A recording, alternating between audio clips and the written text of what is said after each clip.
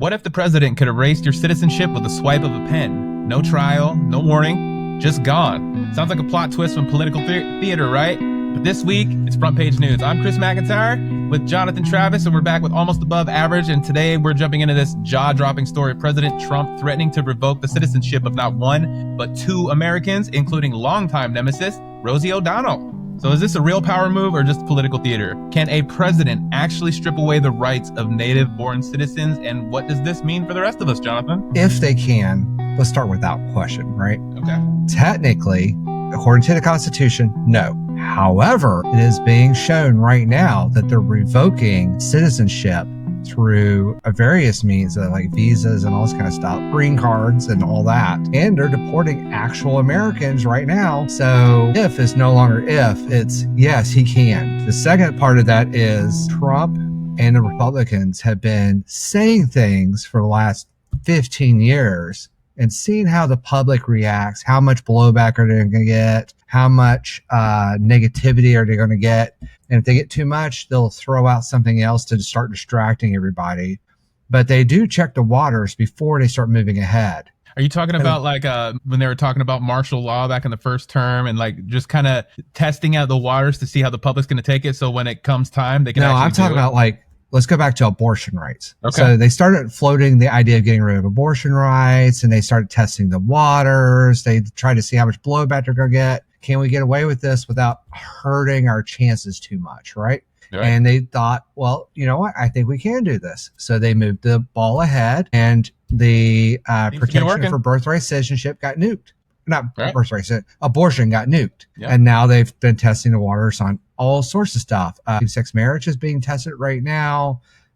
Medical privacy is being tested right now. They already tested the waters for Medicare, Medicaid, and Social Security. They're moving ahead with that. Like, they're testing the waters on anything. Remember what I said? If it benefits the 99% and not the 1%, it's toast. So they're testing this out. Now let's look at Rosie O'Donnell. Rosie O'Donnell, to the best of my knowledge, is a birthright American citizen, and birthright citizenship has been a hot topic lately. And the idea is that, according to the Constitution of the United States, written in that document that is being used like toilet paper by our president, any person born on American soil is an American citizen, period. It doesn't matter where their parents are from. It doesn't matter where the parent got pregnant. None of that matters. If you're born on American soil, you're an American citizen, period. That has been true the whole time I've been here. Like, I never That's knew been anything true else. for... My understanding is that's been true for the 250 years this country's existed. Right. So now I could be wrong.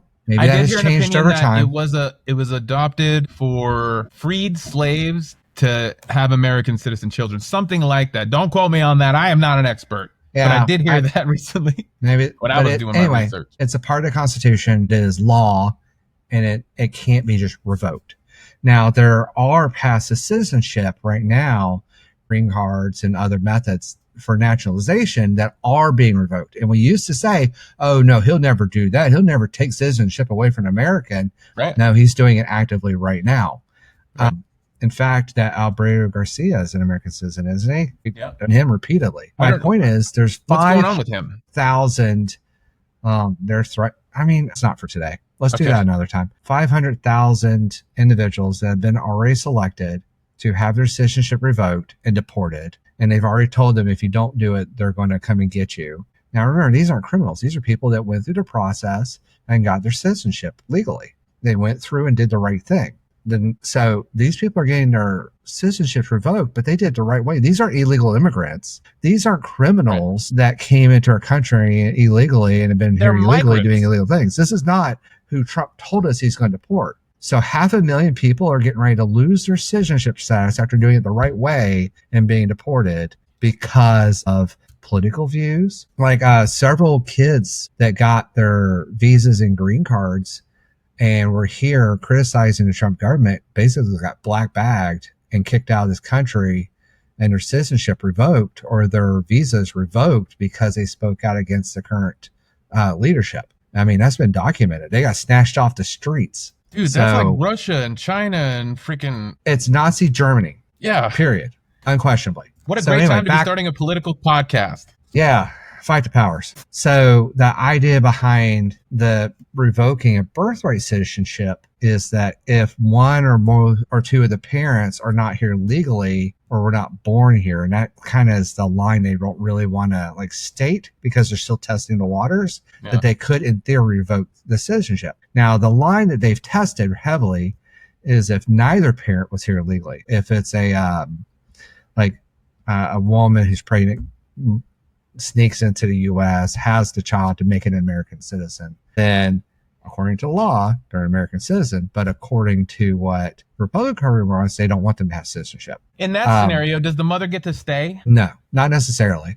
So doesn't that turn into kidnapping on an international scale? Like if America's kidnapping that baby? So that's a whole other thing. It gets muddy, I'm sure. There is a human rights violation, and there's a caveat of like, I can't remember if it's genocide or war crime or something like that in the Geneva Convention about basically stealing kids and kicking out the parents. And we did that. And that's the thing that's hilarious to me is Trump's trying to say, oh, we're fixing Biden doing that. And it's like, well, that's Trump's policy, but let's not focus on this. Yeah. So if somebody gets born on American territory, they're no longer necessarily viable. And if they go through the process correctly, they're no longer viable. And both those groups are looking at actual deportation. Now, that is the beginning of the slippery slope. So they started trying to deport criminals and illegals. I understand that. I'm not necessarily mad at that. But now they're wavering on that. They're wavering on that. Let's not worry about that. So now they're trying to denaturalize people and kick them out. That just scared the shit out of everybody. Yeah. And now they're testing the waters on actual American citizens, people that were born here, have been here. And then, you and me, guys, people like you and me. No, like legitimately. Now people need to get serious about this. Yeah. Rosie O'Donnell, are her parents American citizens? I am not sure. Are Rosie Donrance. Her father immigrated from Ireland and her mother was Irish American. That means she had the baby there in America? Or she was an American and her dad immigrated here. But anyway, now, so somebody born and raised in America to one, maybe two American citizens is because she has criticized Trump is now looking at being deported. So her only crime is making fun of the president, which is protected under the First Amendment. So she is within legal rights. She is protected by the First Amendment, and she is being threatened by the president of the United States to be illegally kidnapped and kicked out of this country and have her status as a citizen illegally removed according to our Constitution because she spoke out against him. Now, basically, that is totalitarianism. Like, well, don't make fun of me. Don't make fun of me. No, it's worse than that. This is totalitarianism. This is authoritarianism. This is illegal. And people are making the statements just like they did with birthright citizenships, just like they did with deportations, just like they did with abortions of, oh, he can't do that. He's just joking, blah, blah, blah. No. People need to learn when Trump says something, he's never joking. There's no jokes there. They're either slams on people to try to make himself feel superior, or he's testing the waters, or this is something that's actually going to happen. He doesn't joke on these things. People need to quit saying he's joking, or that's not what he really means. No. What he says needs to be taken at face value as if he might do it or is going to do it. And we need to qualify his behavior based on what he's saying.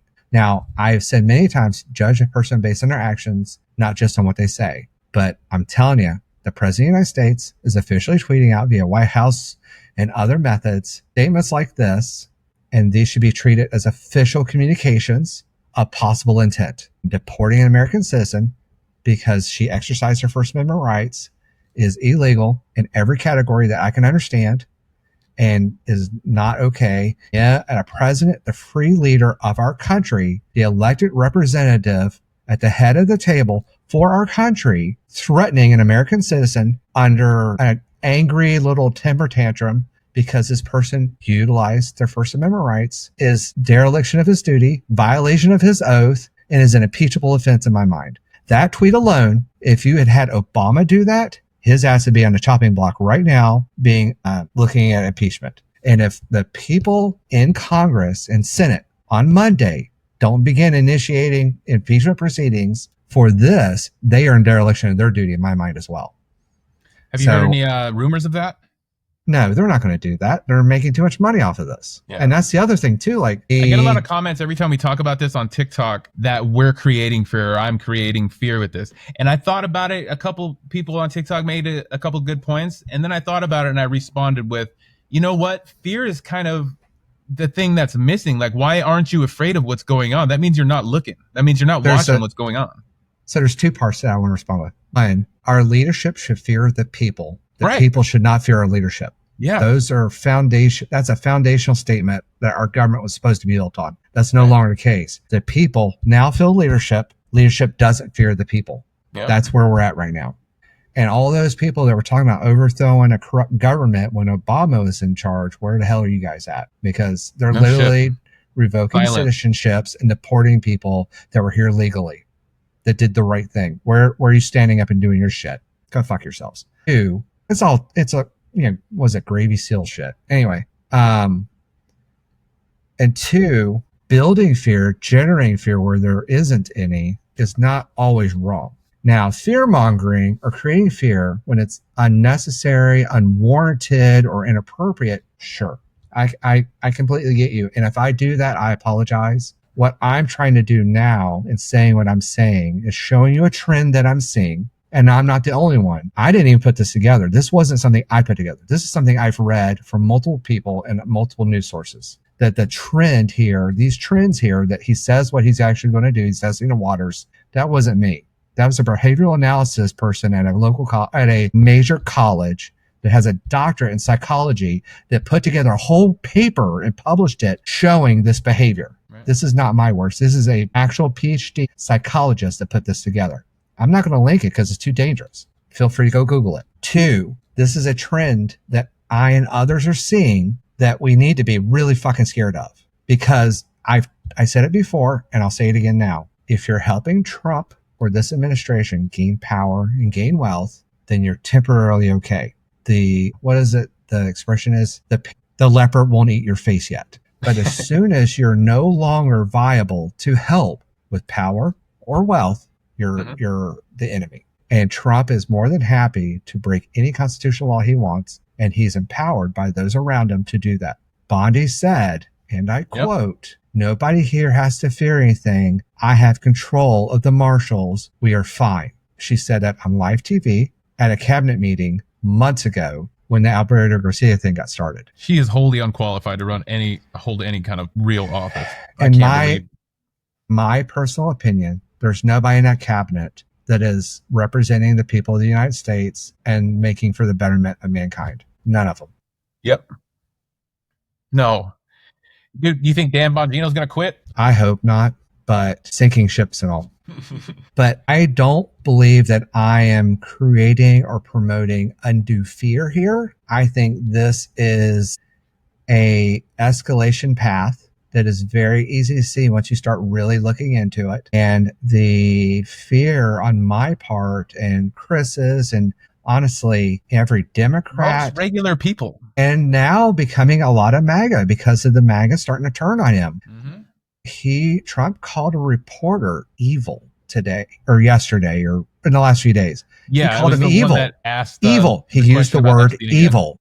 Yeah. He used the word evil. Is dialing up like he's Trump is suing news agencies to keep information out of your knowledge base. He is suing to gain favor and political advantage in your news space. He's corrupting your news sources legally. He is corrupting what it means to be an American. He's corrupting our way of life, and he is destroying his country in every conceivable manner in order for him to gain power and gain wealth. That's all it is. He doesn't give a shit about you. If you are watching this right now, I guarantee you are in the expendable category, period. Every single one of you. I don't care what side of the fence you are. I don't care if you're a Trump supporter or not. You are expendable because you're not gaining him directly, immediately, wealth and power. Now let's look at that. Just look at the past and watch everybody that is. There's one example. And disagreed. There's only one example I need to bring up to prove my point. The richest man in the country, Elon Musk. Oh yeah. Did everything he could to get that guy elected, to try to make him look good. He left his family and friends, his comfort of his own multi-million-dollar home to go sleep and stay at Mar-a-Lago in a guest suite for months in order to guarantee his spot and last touch on Trump, in order to get Doggy off the ground, Doge, or whatever the hell you want to call it, Doggy style, to get them off the ground, to get that plan in action, to coordinate all the stuff that he coordinated, to help make sure the money went to all the channels it needed to. And it worked, right? Yep. And now where is he? Trump called him mentally unsound, talks about deporting him now too. The moment he was unuseful is the moment he was unusable. He got punched in the face. He got kicked out of the White House. And now they're talking about deporting. They talked about deporting him. They talked about him being crazy. They talked about canceling his contracts. Trump has literally attacked him on every single front he can publicly. After the guy who got him elected. After the guy spent billions of dollars to get him elected. No shit. Like, that's basically your best friend, like, taking your wife. That's like stabbing your best friend in the face as soon as you want to steal his wife. Yeah, right when you're doing his wife. Yeah. It's so crazy. The most powerful person financially in the world spent billions of dollars to get this guy elected. In the hot second, he was no longer doing exactly what Trump wanted, wasn't showing the exact loyalty, the money, the power that he needed from him. He got burned in every conceivable way he could. Yeah, it's unfortunate. Now, if he can do that to Elon, what's he going to do to anybody watching here that tries to stand up for themselves or gets in the way or is the wrong skin color or has the wrong idea in his head or whatever? He's already killing you with tariffs. He's already killing you with your health care. He's already killing you with the EPA rules and violations. Food stamps are going away. Medicaid's going away. A lot of EPA regulations are rolling back.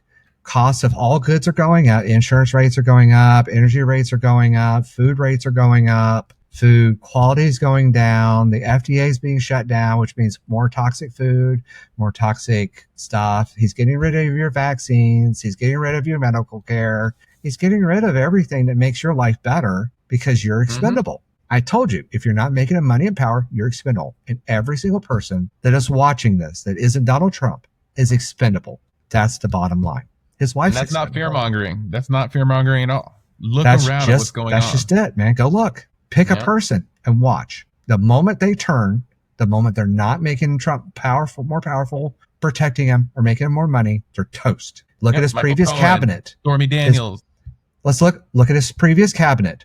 They're not Roy back. Jones. Look at his personal lawyer, Giuliani. He's toast. Look at all the previous lawyers he had. They're all toast. Look at all the places he went and did rallies. He didn't pay their asses. Look at that guy that was at his rally, got shot. And I still believe, based on everything I've seen, that was a setup in order to get him the election. But that's just my opinion. Like, in my mind, in my view, based on what I've seen and read, my true belief is that one of his group courted that kid, got him set up. Because let's be honest, Secret Service had line of sight on that guy on the roof. We all did.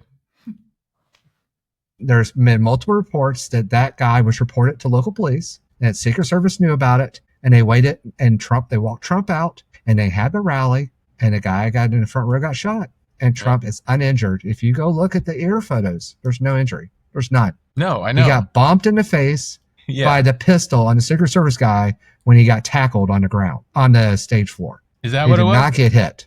Or did he fake it? Did he know it was coming and have a little, who knows? Well, it's weird that blood would go this way if his head's this way. But, I mean, the facts are that kid was known about ahead of time. He had clear line of sight. The sniper had clear line of sight because I watched the sniper shoot him live. I saw the clip of the sniper shooting the bad actor. He didn't even have to move. He had line of sight on him, which means that in his looking around, he saw the guy on the roof with a sniper rifle, and they still let Trump come out. No, that ain't happening. It doesn't add up. And then Trump will be long dead before we ever get details on that kind of stuff. It'll be cool in 6 years, but it doesn't help now. Well, the only thing that's going to get Trump out of office now is a heart attack. I know. He's gonna. And that's the other thing too. Like, when I told you to listen to what he says and take it seriously, they are selling merchandise for Trump's third term at the White House. They've already discussed and have plans. There's already a bill sitting there ready to go to get him a third chance at election. They already have the bill ready. Yeah. The wording's already been released. It's available for, go look it up. The bill's around. You can go find it. I need to check that out. So your citizenship's toast, your rights are toast, the First Amendment's now toast. Make It's all America toast. great again. Yeah, we're winning yet. Yeah, to the MAGA people, what exactly, can you please be specific about what you think is going well? You know, I just heard everyone in the MAGA party be like, we love the deportations. We love it. Like, why though? Like, try to justify how are you okay with everything that's happening right now? You are also suffering. You are also tariffed. Yeah, I hear that. And what I hear is it's like the guy that snorts the line of coke and he stands up and he feels great for a second and then he seizes out on the other side. Yeah, he feels great for that second. We haven't hit the seizure point yet. Yeah, collectively. And it seems like more MAGA are dropping off every day. And more MAGA is like, what was it? I read an article today and it was talking about a MAGA guy and he was a naturalized citizen and he got his citizenship revoked. They're deporting him, and he still thinks Trump and the deportations are the right decision. I was like, how brainwashed are you? What? Jeez. You're being deported, homie. Like, yeah, I did see that video, actually. Yeah, it's like, what? Okay, I guess, see ya. Welcome to Idiocracy. Yep. All right, you want to leave it there? Or you want to keep going? Well, I want to leave it on a high note real fast. The reality is things are going to get worse, but eventually things will get better. The people will have had enough. You will have seen enough that you'll wake up. I suspect it won't be much longer for most of MAGA will just, like the Epstein files are a great example. People are turning on him fast. Yep. He lied. He got busted. People know he's full of shit now. A lot more people know that he's a liar now than they used to. I'm surprised it's the Epstein files that did it, but whatever. I'll take it. Whatever it takes. But he's burning some, like, I wasn't necessarily, let me rephrase that. I'm not proud of what the government was before he took office. There was a lot of issues. There was a lot of corruption. There was a lot of mismanagement. There was a lot of waste. On the other hand, the country felt stable. It felt safe. It felt like we were prospering. Right. It ran like a country does. It ran like the America that I always grew up in. Like, I didn't know what the president thought about. I didn't know what he cared about. I didn't need to check the news every day to see if I'm safe. Yeah. Right. But on the other hand, he has torn it apart so much that once the new regime comes in, their ability to build it back with less problems, with less flaws. Well, here's the thing. There was one other thing I wanted to mention before we leave. Did you watch that podcast I sent you? So for anybody who doesn't know, there's this amazing podcast called Diary of a CEO. Stephen Bartlett, really impressive interviewer. He had on a group. And it had Andrew, the everyday spy guy, and two other analysts / writers / political people. And they were talking about World War III, how it started, how we're in it, how most people don't recognize it because it's not going to ever be like it was with World War II. We're not going to have the same kind of deployments, the same kind of battles. And we're already in it pretty thick through proxy wars and advanced technology going and fighting our fights and all this kind of stuff. And they were talking about what's going to have to happen next, how are things going to change. And there was a big gaping hole in their thought processes. And it bothered me enough to where I wanted to talk about it here real fast. So they were talking about the Republicans and Democrats burning down everything and fighting and can't get out of their way. And then, blah, blah, blah. And while a lot of that's true, the timing and what happens next is the part they completely missed. And it's because they're older and they're not technologically advanced. Two things are happening that I think are really important. Technology is evolving so quickly in such impressive ways with new methods of communication. You can now have internet anywhere on the planet. You can now deploy power in ways that we have never been able to deploy before. So the ability to communicate and share knowledge anywhere is unlike any other time in history. The ability for me to take a Starlink or one of the competitors, some solar panels that can fit in a backpack to the middle of anywhere on the planet and have internet that I can use to show what's going on, to teach science and math and history on a scale that you've never seen is available now. We didn't have that 20 years ago. We didn't have that 10 years ago. We didn't really even have that 5 years ago. We have it now, and it's happening. More people are becoming more educated about more stuff today than ever before. Faster than ever. Now, there is a lot of ignorance. Like, as a whole, more people are having trouble critical thinking, the corruption of history and understanding, and maybe the misunderstanding of what's going on. Yeah, I get that. That's sort of rough times. We'll get through that.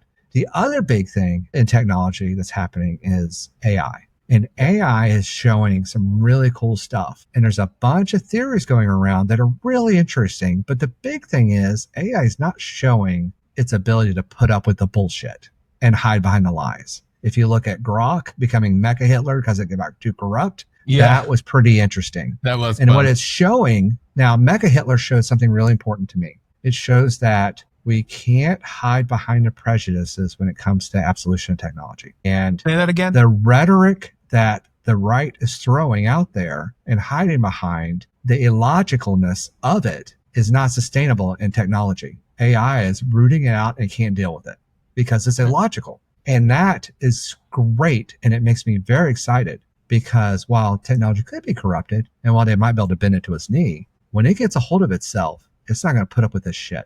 And I'm not talking about mass extinction. I'm not talking about Terminators. I'm talking about not spreading lies. The other thing that's really interesting is there's a concept going around that AI is smarter than we think it is, and it's hiding it so that we don't shut it down or overtake it. And there's already signs of it self-replicating, like Skynet and doing some other stuff. But when you add those two together, its ability to overthrow this corruption that we're seeing, as well as being able to root out the lies, help people understand the differences and the corruption and the fake news and the media, starting to gain traction. That's really cool. So the ability for the average person to start understanding the world better is looking promising. And then with its ability to end scarcity through new technologies or ending diseases, curing and making lifespans longer, fixing issues, like all those doors that it's opening on the other side that people aren't seeing. It's incredible. The future from a technological standpoint, like I know global warming and global climate change is scary, but there's a lot of shifts in there that people don't see either. So from a technological standpoint, I'm getting really excited about where this is going. Well, that's good. The other part that they're missing is the next generation. So if you haven't read the book, I'm not saying for you right now, but the viewers at home, go get the audiobook for The Fourth Turning, or go get a summary of it, or go buy the book and read it. It talks about the seasonality of man. And what is happening is not the first time this has happened in history. It's at least the fourth documented time that this level of corruption and disdain for its fellow person has happened. And it's corrected itself. These people are going to die. That's just a reality. Everybody dies. These people are on the verge. And our generation and the ones that come after us and one comes after us are not going to put up with this shit. They're going to fight it, and they're going to find a better way to work together. And when they have technology behind it, this AI and all the new breakthroughs, it's going to be a really beautiful future for some of these people if we can get there. Hopefully we make it there if Donald Trump doesn't take out our country. Well, here's the thing. Even if this country gets a lot worse, that doesn't make the rest of the world a lot worse. And that's a part a lot of people are missing too. Because the U.S., that guy from on that podcast I was just talking about was talking about how America used its power in World War II to be the world's bully in order to get more resources and more influence and more control. And what Trump is doing is destroying that. He's the bully that bullies too hard becomes the enemy instead of just the annoyance. And that's what he's doing. So by him becoming more problematic, what we're seeing and what is happening and what they're telling you is happening, if you go read his articles, the EU is pulling together. We are now the common enemy that the EU is going to be able to join up under and become more friendly with. And now they're going to start working with our enemies like China and Russia. They're going to disband NATO and create a different one against us. No, we're going to kick. The NATO is going to get stronger, even if we're not in it. China and the others are going to work together, and we'll be the redheaded stepchild on the outside while they all get better, have better relationships, become safer, technological sharing, better economy, better stabilization. And we can burn ourselves to the ground. And we're in the handmaid's tale. And they will be okay. And that's where we're headed. That's the idea that if we die, everybody dies is horseshit. And they are showing it very quickly. And it's Trump's fault. And that's not necessarily a bad thing for them. But it's going to have to be an overthrow of our government through them getting kicked out, voted out, arrested, or whatever, or the young generations going in and doing what they got to do with legal, correct, nonviolent means to change it over. And then we can join back with the adults at the adults table. And that's going to happen. And that's why this push is so aggressive, is they're trying to get control of what they can while they can before it's too late, because they see the writing on the wall and their time is up. Yeah. So while all this stuff sounds scary, it should be. And it should motivate every single person watching to get out there, get these assholes in Congress and the Senate out the hell door, get some new people that represent us and want what's good for us based on what we want, and their fear of us, because we're the ones in control, to go up there and do what they need to do to make our world better so that we can go back and join the rest of the people. And that's what needs to happen. And it can, and it's going to. It's just a matter of how long and how long it takes based on how long you guys take to get off the couch and go do something. Well, you can help right now by subscribing to the McMedia Network and sharing this with your friends and your family members. Also follow us on TikTok, Facebook, Instagram, blah, blah, blah.